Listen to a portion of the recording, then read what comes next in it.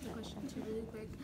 Yeah. Like, also wanted to make a comment on what you said. I feel like George is a tragic figure because like he's had to take care of Lenny his whole life, so like he kind of blames him. So he's kind of like sometimes putting him down, like when they were sitting there about to go to the farm the next day, that he was like saying, you know, how much his life would be better if Lenny wasn't around, and like Lenny felt like he's like always constantly putting Lenny down and making him feel bad. So Lenny was like, you know, if you want me to go, then I'll just go. But yeah. And then, Did he mean that when he had like a young tantrum towards Lenny? But did George really mean that or no? I feel like he did, but he ultimately like cares for him. But sometimes it can be too much sometimes, and he might like say things. But I feel like ultimately he does care about him. It's just how much effort he has to put in sometimes. And I was going to talk about in the wild because like Chris ultimately like blames his parents for him leaving because of like how materialistic they were, and he like basically he's just like, you know, y'all give me everything that I honestly just don't want, like his scholarship, his car, all the money that they've given him. He didn't really want any of it. Like he wasn't a materialistic person, so he wanted to leave and forget everything. And then like every person that he comes in contact with, like she said, they have to suffer. Like Jan, I think she was a hippie, like she had lost her son, and like basically Chris was like her second chance at motherhood, and then he ultimately ended up leaving her, and then they found each other later, but left her again just for him ultimately to die. And then for the third question, he's kind of a charismatic character that people like. Yeah, so, like they fall for him as a person and who he is, and then he turns around and leaves them and like has them suffer, like they feel like they've lost him because he's left them. And then the third question, I feel like a message is that, you know, for like true happiness you have to make sacrifices. So ultimately like he sacrifices all of his money and all of that stuff, and then like all the people that he's met, he's had to like make the choice to leave them rather than staying to ultimately meet his true goal, which is going to Alaska. And ultimately the biggest sacrifice that he made was dying in Alaska, but he got to see what he wanted to see and live where he wanted to live. Oh, excellent. Anybody want to add on? We're talking about the kind of overall message that you're supposed to, go for it. I feel like another one of the messages of Into the Wild could have been that like everything isn't what it seems sometimes. Like Chris was so excited to go to Alaska, and he was like, oh, I want to do this for the rest of my life. This is what I've always wanted to do. And then he ends up dying from like a small mistake, and that wasn't part of the plan. Switch. Aim it at me. Why I relate to Into the Wild is twice in my career I've quit teaching. After my first year of teaching and after my third year of teaching. In both cases, after my first year of teaching, I wanted to travel and travel on the cheap, and I'd lived in Spain. When I ran out of money, I went to live in Morocco for $1 a day. From there, I worked some, went to Central America. I think I lived in Mexico for 4 months.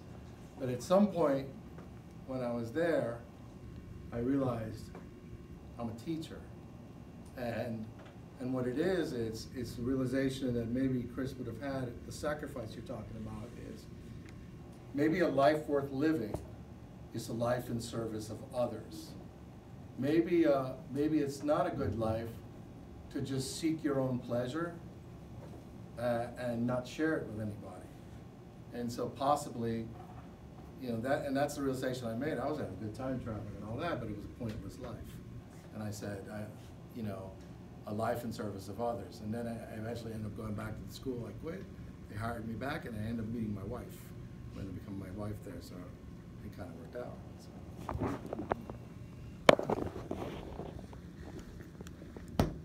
What are we supposed to learn from this book? I read In Cold Blood. It's kind of like. Go for it. Yeah. It's kind of like Mice and Men, but George is kind of like, no, Lenny is kind of like Perry, because Perry, he was like Very good. not masculine, and he depended on Dick, because Dick was very masculine and strong, but Perry, he like walked with a limp and everything. But other than that, Dick didn't really care about Perry, but Perry really cared about Dick.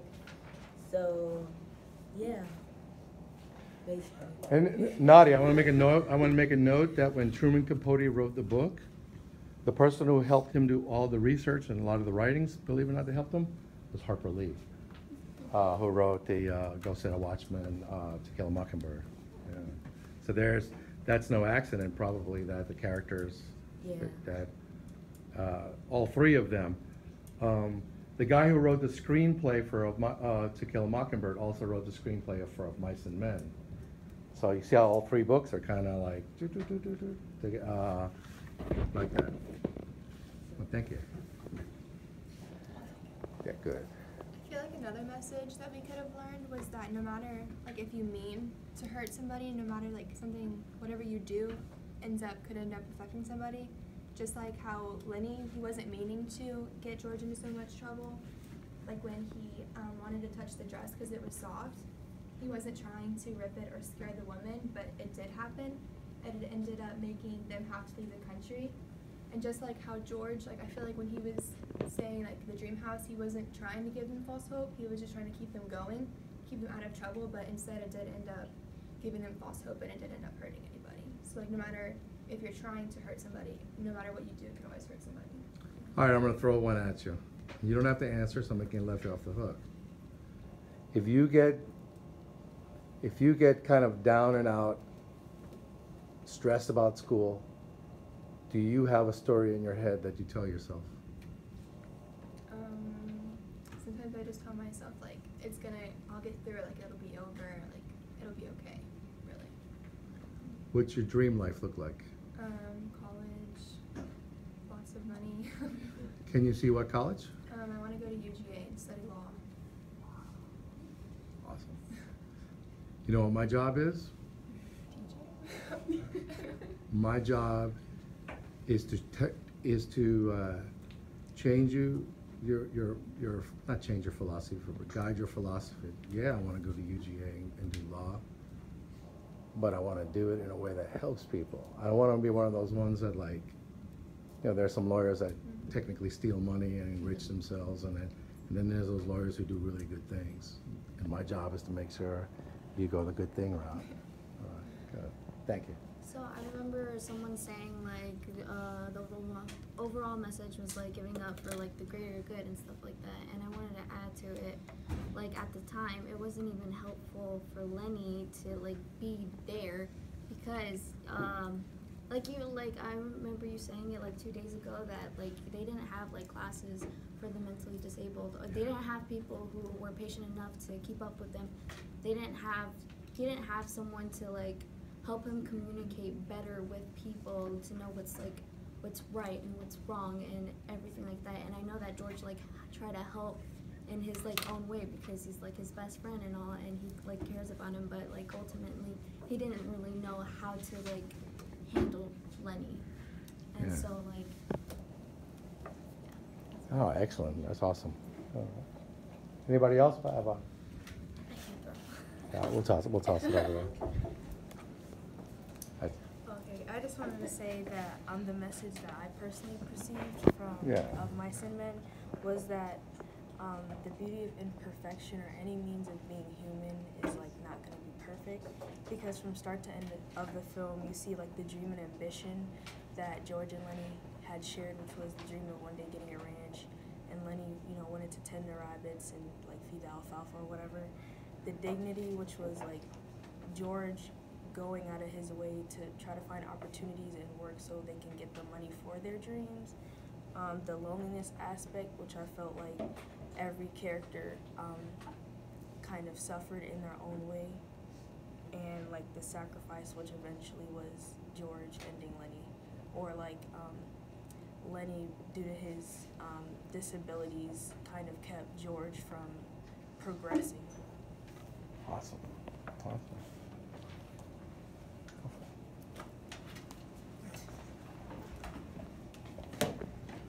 overall running theme or message that I thought was in of Mice and Men was that no matter how close someone or something is to you, eventually you'll have to let it go for the greater good of your life or the people around you.